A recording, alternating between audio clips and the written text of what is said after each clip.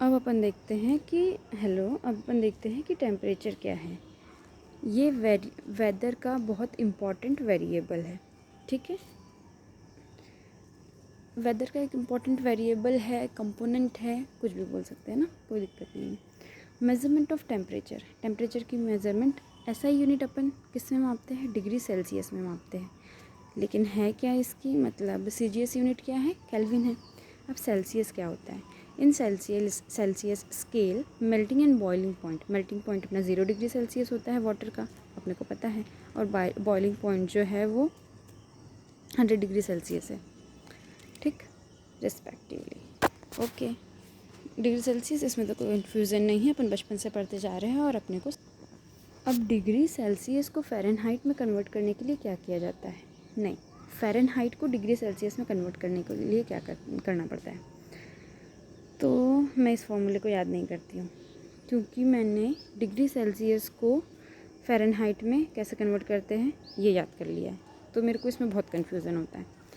तो मेरे को याद है कि F इज़ इक्वल्स टू क्या, C 9/5 + 32, ये फार्मूला है डिग्री सेल्सियस को फ़ारेनहाइट में कन्वर्ट करने का।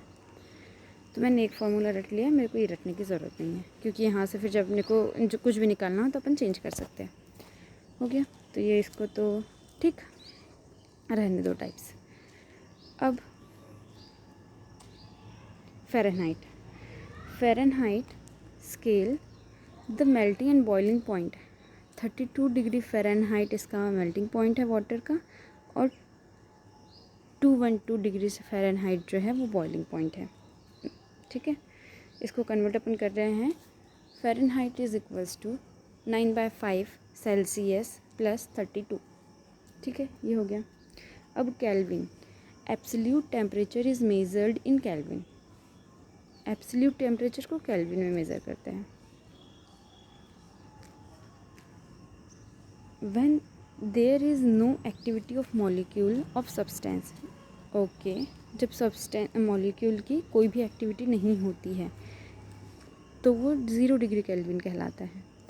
The melting and boiling point of water का मेल्टिंग पॉइंट जो है वो 273 डिग्री केल्विन है, और बॉइलिंग पॉइंट जो है वो 373 डिग्री केल्विन है।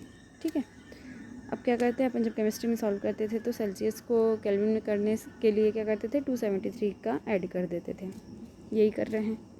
Both degree Celsius and Fahrenheit scale are equal at point -40 degree Celsius and -40 degree Fahrenheit. मेरे को ये किसी ने वाइवा में पूछा था कि मतलब डिग्री सेल्सियस और फ़ारेनहाइट जो है, और मैं उसके 1-2 दिन पहले ही ये पढ़ के गई थी, तो मुझे पता था। तो इसमें से तो मेरे हिसाब से शायद यही एक इम्पॉर्टेंट पॉइंट है, क्योंकि ये सब अपने को आता है। अब देखते हैं कि इंस्ट्रूमेंट कौन से यूज़ करते हैं अपन। ठीक है, काय के लिए, टेम्परेचर मेज़र करने के लिए। Maximum thermometer, it is use to measure the highest temperature attended during the day. It consist of hollow gas tube filled with mercury. ये मैक्सिमम थर्मोमीटर सबको पता है, जैसा नॉर्मल थर्मोमीटर होता है वैसे थर्मोमीटर रहता है, इसका जो एंड जो रहता है उसमें मर्क्यूरी भरी हुई होती है।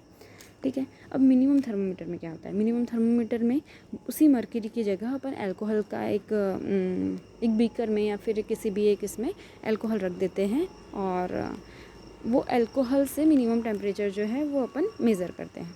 ठीक है, स्टीवेंसन्स स्क्रीन देखी होगी ना, उसमें बराबर बाकायदा ये दोनों को अलग अलग दिया हुआ है। ठीक है, soil thermometer, it is a mercury thermometer with the blend at tube end. अब इसमें क्या हो गया, मान लो सारे थर्मोमीटर ऐसे सीधे सीधे रहते हैं, लेकिन इसका क्या हो गया, ब्लेंड ट्यूब एंड है, मतलब ये ऐसा थोड़ा सा मुड़ा हुआ रहता है, सॉइल थर्मोमीटर। अब थर्मोकपल्स क्या है, अ थर्मोकपल इज़ अ सेंसर। अब ये सेंसर है ना, यहाँ तक के तो अपने थर्मोमीटर आ गए, soil thermometer, minimum thermometer, maximum thermometer. अब थर्मोकपल, थर्मियोस्टियर, तो थर्मोकपल्स जो है वो भी सेंसर है, और थर्मोस्टियर ये भी सेंसर है। ठीक है, ये भी सेंसर ही है, लेकिन अपने को थोड़ा सा याद रखने के लिए कि हाँ ये थर्मोकपल्स जो है वो सेंसर है, जो कि यूज़ किए जाते हैं टेम्परेचर मेज़र करने के लिए। थर्मोकपल कंसिस्ट ऑफ दो वायर होते हैं जो कि डिफरेंट मेटल से बने होते हैं, ठीक है। The wire legs are welded together at one end, वो दोनों एक एंड पे आके उसको अपन वेल्ड कर देते हैं। वेल्ड करने पे वहाँ पे जो टेम्परेचर होता है वही जो रहता है अपना टेम्परेचर होता है। Welded together at one creating a junction, एक जंक्शन क्रिएट कर लेंगे। This junction is where the temperature is measured, mainly used for measuring soil temperature and they are two types with thermoelectric and resistant. ये दो होते हैं, मतलब क्या, soil temperature इससे मेज़र करते हैं और ये दो टाइप के होते हैं, थर्मोइलेक्ट्रिक होते हैं और रेजिस्टेंट होते हैं। बस इतना इम्पॉर्टेंट है। अब इम्पॉर्टेंट क्या है कि ये थर्मोकपल है, सेंसर है, दो डिफरेंट मेटल के बने हुए होते हैं, जहाँ पे वो जॉइन इनको वेल्डेड कर दिया जाता है, जहाँ पे उसकी वेल्डिंग की जाती है वहाँ पे जो टेम्परेचर होता है वही टेम्परेचर होता है। और ये दो टाइप के होते हैं, थर्मोकपल और रेजिस्टेंट। हो गया।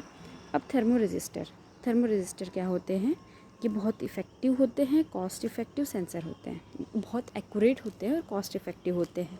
For measuring temperature available in two types, ठीक है, नेगेटिव टेम्परेचर कोएफिशिएंट और पॉजिटिव टेम्परेचर कोएफिशिएंट, दो टाइप के होते हैं। और नेगेटिव टेम्परेचर कोएफिशिएंट जो रहता है ये कि सॉइल टेम्परेचर मेज़र करने में यूज़ किया जाता है, ठीक है। थर्मोस्टेट भी हो गया। अब बात रही, हाँ इतना कर लेते हैं। देखिए अपना टाइम कितना हो गया है। ओके, हाँ, लैप्स रेट नहीं, इंफ्रारेड थर्मोमीटर क्या है? It measure the leaf canopy and temperature of plant without contact. ये प्लांट का leaf and canopy temperature, leaf का और कैनोपी का टेम्परेचर बिना किसी कॉन्टैक्ट के भी मेज़र कर लेता है, ठीक है। कौन? Infrared thermometer. अब lapse rate, the vertical temperature decrease और gradient is expressed as lapse rate. Vertical temperature decrease, okay, मतलब जैसे अपन हाइट पे जाते जाते हैं वैसे वैसे क्या होता है कि टेम्परेचर डिक्रीज़ होते जाता है। वो देखो जैसे कि उसको लैप्स रेट कहते हैं। अब यहाँ पे पर किलोमीटर जाने में कितना, 6.5 डिग्री सेल्सियस टेम्परेचर डिक्रीज़ हो रहा है। और पर 1000 फीट जाने में कितना हो रहा है। अब यहाँ पे क्या हो गया, 1 किलोमीटर में 6.5 है और यहाँ पे 1000 फीट में 3.5 डिग्री फ़ारेनहाइट है। फीट को अपन किस में, फ़ारेनहाइट में ले रहे हैं और किलोमीटर को अपन सेल्सियस में ले रहे हैं, ठीक है। लैप्स रेट हो गई। अब एडियाबेटिक लैप्स रेट क्या है? The rate at which the temperature changes at air falls और राइजेस। मतलब देखो एडियाबेटिक, यदि एयर अपनी ज़्यादा हो रही है या फिर कम हो रही है उसके कारण जो भी चेंज आ रहा है वो एडियाबेटिक लैप्स रेट कहलाएगा। उसके एयर अपनी कम हो रही है या ज़्यादा हो रही है उसके कारण जो टेम्परेचर में चेंज आएगा वो होगा adiabatic lapse rate. Dry adiabatic lapse rate 10 degree Celsius per kilometre, ठीक है। The condition in which there is abrupt, अच्छा ड्राई एडियाबेटिक लैप्स रेट कितनी है, 10 degree Celsius per kilometre. The connection in which there is abrupt rise instead of fall in the temperature is called intervention। ऐसी condition जिसमें abrupt rise हो temperature में गिरने की जगह, वो इन्वर्जन कहलाता है, ठीक है। देखो क्या हो रहा है यहाँ, क्या बोल रहा है कि एयर राइज या फिर फॉल हो रही है, कुछ भी हो रहा है 10 डिग्री सेल्सियस पे हो रहा है तो वो एडियाबेटिक लैप्स रेट कहलाएगी। लेकिन यदि सिर्फ राइज ही हो रहा है और वो भी एब्रप्ट हो रहा है तो वो इन्वर्जर कहलाएगा। अब atmospheric pressure, the pressure on the earth surface exerted by the atmosphere is known as atmosphere pressure. Atmosphere earth पे जो प्रेशर लगा रहा है, मतलब एटमॉस्फेयर के होने के कारण अर्थ पे जो प्रेशर है उसको अपन वो एटमॉस्फेरिक प्रेशर बोलते हैं। इसकी यूनिट है प्रेशर की, SI यूनिट पास्कल है। और प्रेशर एट सी लेवल पे कितना प्रेशर होता है, 1 bar is equals to 0.98 atmosphere होता है, ये भी अपने को पता है। और 1 बार मतलब 1013, ठीक है, ये मिली बार, मतलब ये 1 बार नहीं होता है, ये 1.013 बार होता है ना। उसका जो होता है 0.98 एटमॉस्फेयर होता है। फिर 1 bar is equals to 0.1 mega pascal भी होता है। और pressure decreases with altitude and increasing temperature. Pressure जैसे जैसे अपन हाइट पे जाते जाते हैं वैसे वैसे प्रेशर जो है वो डिक्रीज़ होते जाता है और टेम्परेचर, और देखो हाइट पे जाने पे भी प्रेशर डिक्रीज़ होता है, एल्टीट्यूड यानी हाइट, और टेम्परेचर अगर इंक्रीज़ हो रहा है तो भी प्रेशर डिक्रीज़ होता है। ठीक है, आई होप सो ये समझ में आया होगा। तो वीडियो को यहीं स्टॉप करते हैं। सब्सक्राइब कर लेना दोस्तों और पढ़ लेना अच्छे से।